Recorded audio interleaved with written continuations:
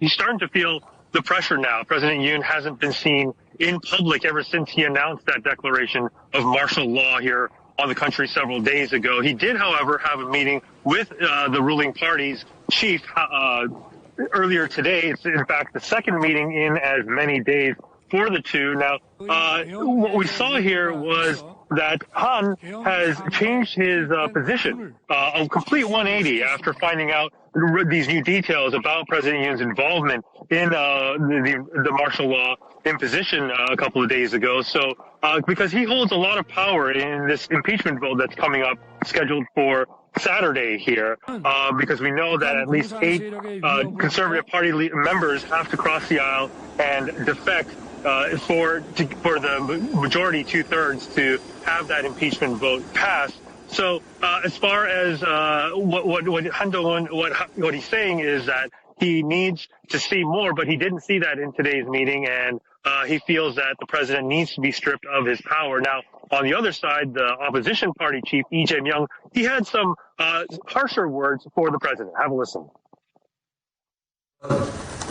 We cannot let the president, who threatens lives of people through unconstitutional and illegal acts, be in charge of national affairs, not even for a second.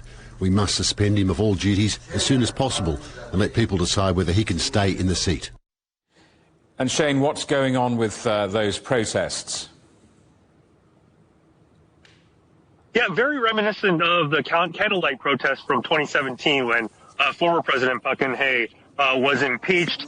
We've seen protests every day ever since that martial law decree was issued. Today, in fact, I was at a rally just a couple of hours ago in front of the National Assembly. It's a Friday night here. It was a much bigger crowd than we've seen the past couple of days. Tomorrow, just ahead of the impeachment vote, authorities here are expecting about 300,000 people to hit the streets, whether they're in favor or against this impeachment bill. But one thing's for sure is that the future of South Korean politics lays in the hands of the results of tomorrow's vote.